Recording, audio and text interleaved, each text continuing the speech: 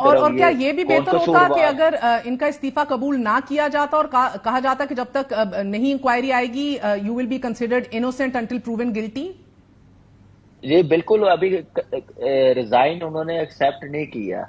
उन्होंने कहा कि ये पहले आप इनकी जका ने अशरफ कहा साहब का कि ये बयान इनको आया है सर कि इस्तीफा तस्लीम कर लिया गया है, यानी कि शायद रिसीव करना। नहीं, मेरे हाँ मैं एक्चुअली मेरी नजर से नहीं गुजरा, मैंने नहीं देखा, क्योंकि हम लोग आपको पता है कि इसी ट्रांसमिशन में एयरवाइड जी न्यूज जी। पे ही लगे हुए थे। उस वक्त तक ये बयान नहीं आया था, आई डोंट नो अब अब आ गया तस्लीम हो। से मुराद कोई लेकिन भी ली जा सकती है, लेकिन कमरान 6 मैचेस में से 4 में टीम को इतनी बुरी शिकस्त का सामना होना, चीफ सेलेक्टर को इस्तीफा देना पड़ जाना स्कैंडल की वजह से, लेकिन टीम की खराब परफॉर्मेंस की तहकीकात का जवाब कौन देगा?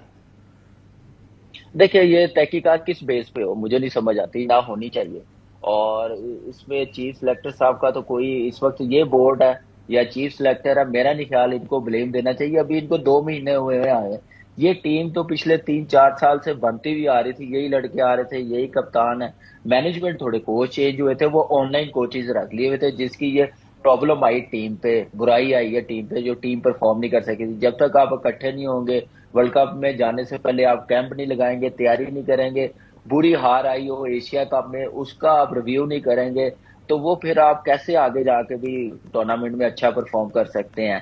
क्योंकि हमें प्रॉब्लम ये थी कि हम T20 की परफॉर्मेंस पे इतने मगन हुए हुए थे, हम अपनी ओडीआई क्रिकेट की तरफ ध्यान नहीं दिया, परफॉर्मेंस नहीं दी, छोटी टीमों के साथ खेलते रहे, जीतते कि हमने कहा सब ठीक चल रहा है। कोई बड़ी टीम आती थी, न्यूजीलैंड भी हरा के चली गई, ऑस्ट्रेलिया भी हरा के चली गई, लेकिन साउथ अफ्रीका गए हैं, न्यूजीलैंड आई है दोबारा, वो उनकी सी टीम आई है, 8-8 9-9 मगर प्लेयर्स नहीं कामरान आए साहब ये उनके साथ। अफगानिस्तान की टीम से भी हम हार गए और इस शिकस्त के बाद ये खिलाड़ियों की वही वो सिलेक्शन। मैम, ये वही रीजन है कि जब आपकी तैयारी अच्छी नहीं होगी, जब आपकी क्रिकेट टफ नहीं होगी, वर्कलोड नहीं मैनेज किया जाएगा, आपने सारी लीग लीग क्रिकेट की इजाजत दी है, ये तो खैर पीसीबी का आप मामला है, कह रहे हैं, लेकिन आपके कहने का मकसद ये कामरान कि प्लेयरों, सिलेक्शन दुरुस्त हुई है? देखिए सिलेक्शन मेरे ख्याल से इस सिलेक्शन कमेटी को ब्लेम नहीं दे सकते।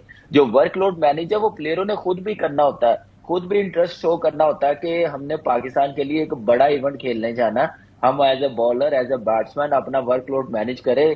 श्रीलंका लीग खेल के आए हैं, अमेरिका इंग्लैंड सब कुछ फ्रेंचाइज क्रिकेट खेल के आए, आज नसीम शाह अनफिट है, प्लेयर्स थके हुए लग रहे, सिर्फ यही रीजन है कि प्लेयरों ने रेस्ट नहीं किया प्रॉपरली, वर्कलोड मैनेज जो टीम है मैनेजमेंट है उन्होंने दिया नहीं है, प्लेयरों को इजाजत दी है, एनओसी दी है, इस चीजों पे अब मगर काम मगर करने की कामरान बहुत जरूरत से है। सवाल दीगर भी उठे हैं। मामूल हक की वर्ल्ड कप में भी परफॉर्मेंस पर बहुत सी तनकीद हो गई है। मामूल हक साहब के भांजे हैं फखर जमान हो, शादाब खान हो, इन पर भी बहुत तनकीद हो रही है। बाबर आजम पर बतौर कप्तान बहुत तनकीद हो रही है। क्या समझते हैं आपके वर्ल्ड कप के लिए अब सिलेक्शन की, अगर सिलेक्शन मेरिट पर है सारी, तो ये फकत इसके अंदर कहीं ना कहीं आपको कोई अंसर नेपोटिज्म का या फेवरेटिज्म का नहीं दिख रहा?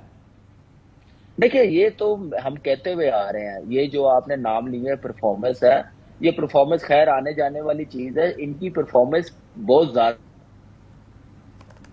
में हमें सिर्फ जो नुकसान हुआ है, जो हम लोग एक टीम को ही हर टीम के साथ खिलाते गए हैं, वो रिजल्ट ये अब वर्ल्ड कप में आ रहा है कि हमें कितना कॉस्टली नजर आ रहा है कि परफॉर्मेंस नहीं हुई। आप रोटेट करते रहते, बड़ी टीमों के साथ खिलाते अपने प्लेयरों को, प्लेयर भी बेंच स्ट्रेंथ भी बनती, मौका भी मिलता, प्लेयर्स तैयार भी होते, तो इस चीज पे जरा मैं समझूंगा कि टीम मैनेजमेंट कसूरवार है। कप्तान भी इसमें आ सकता है, कप्तान हमारा पाकिस्तान का सबसे बेस्ट प्लेयर है, वर्ल्ड क्लास प्लेयर है, ग्रेट प्लेयर है, लेकिन अनफॉर्चुनेटली एज ए कप्तान जो उसको करना चाहिए था वो उससे डिलीवर नहीं हुआ। एक तो ग्राउंड में कैप्टनसी, फिर दूसरी पूरी टीम को नीदरलैंड भी लेके जाता रहा, जिम्बाब्वे के खिलाफ भी खिलाता रहा, हॉलैंड आई है उनके खिलाफ भी, आयरलैंड के खिलाफ भी, ये सारी टीमें यही खेलते रहे। जब आप एज ए कप्तान या हेड कोच या चीफ सेलेक्टर पास के जो हैं, जब आप ये चीजें करते रहेंगे तो आपके प्लेयर्स भी अच्छे बनेंगे, बेंच स्ट्रेंथ ठीक भी बनेगी, ठीक। जिसकी वजह से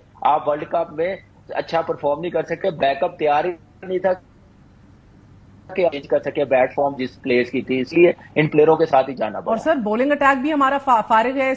स्पिनर्स ने तो पूरी कौम को मायूस किया है। हमारे किसी क्लब में आईपीएल में कुलदीप जैसा कोई स्पिनर नहीं हमें मिला। नसीम शाह अनफिट हो गए जिस तरह आपने कहा, लेकिन स्क्वाड से बाहर हुए तो एहसानुल्लाह को टीम में शामिल कर दिया गया। इस पे लोगों ने सवाल उठाया कि उनको क्यों शामिल किया जा रहा है। इमामुल हक की बजाय साइम अयूब की जगह भी बन सकती थी, उनको नहीं लिया गया। तो these are relevant valid questions या यू थिंक कि जब शिकस्त खोरदा होते हैं तो फिर ये सवाल तो एवं ही उठते हैं? फिर देखिए, बड़े वैलिड पॉइंट्स हैं, लेकिन इसके लिए मैंने आपको कहा ना कि ठीक है हमारे स्पिनर्स फॉर्म में नहीं थे, लेकिन इसके लिए आपने बैकअप भी तैयार करना होता है। और बैकअप आप जब चांस देंगे छोटी टीमों के खिलाफ, साइम अयूब या इब्रार को आप कैसे टीम के साथ रख सकते हैं एकदम वर्ल्ड कप में, इतने बड़े इवेंट में, जब वो वनडे क्रिकेट खेले नहीं या व्हाइट बॉल क्रिकेट इतना खेले नहीं। साइम अयूब तो T20 खेला। तो ये चांस उस वक्त दिया जाता है जब आप 6 महीने 1 साल पहले इन लड़कों को तैयार करते हैं, मौका देते हैं।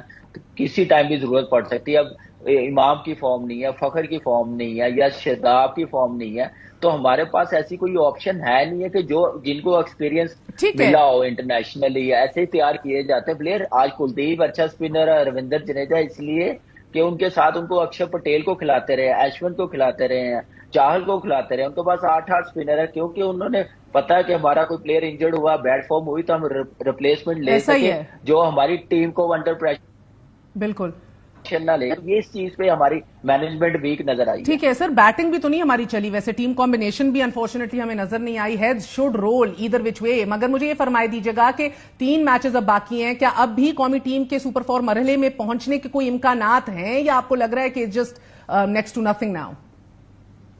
देखिए, ये तो हमारी तो पूरे पाकिस्तान की दुआएं, हमारी दुआएं कि हमारी टीम सुपर 4 में पहुंचे, क्योंकि हमारी कंडीशन की तरह इंडिया, हम यहाँ पे अच्छा परफॉर्म नहीं कर सकते तो हम कहीं पे भी नहीं कर सकते। जहां तक 3 मैचेस हैं, अच्छे तरीके से फिनिश करें नेट रन रेट के साथ। वहां से फिर न्यूजीलैंड सारे मैच हारे, फिर अफगानिस्तान ने भी आज श्रीलंका से मैच जीत लिया, वो भी लाइन में लग गए सुपर 4 के लिए। खैर अभी लॉन्ग वे टू गो है, लेकिन ये है कि अपने जो कल का मैच है वो उसकी तरफ फोकस करें। मैच टू मैच जो परफॉर्मेंस बैटिंग में नहीं आई, बॉलिंग में नहीं, अब वो डिस्कस करने का टाइम नहीं है, अब है डिलीवर करने का। इससे बुरा तो नहीं हो सकता। अपने आप को खुद ही उठाना पड़ेगा और खुद ही मोटिवेट करना पड़ेगा अच्छे प्लान्स के साथ। बहुत बहुत शुक्रिया कामरान साहब।